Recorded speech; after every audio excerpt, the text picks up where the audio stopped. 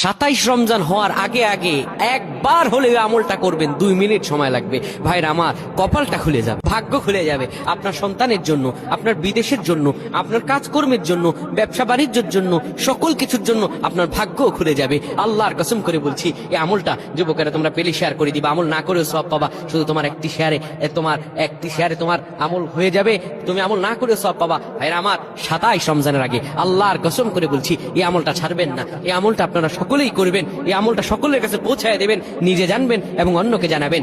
যত মানুষ বিপদগ্রস্ত আছেন, যত অভাবে আছেন, বিদেশে থেকে দেশে আসতে পারতেছেন না, বিদেশ যেতে পারতেছেন না, বিপদের উপর বিপদ লেগে আছে, 27 রমজান হওয়ার আগে আমলটা করেন। 2 মিনিট সময় লাগবে, বেশি না।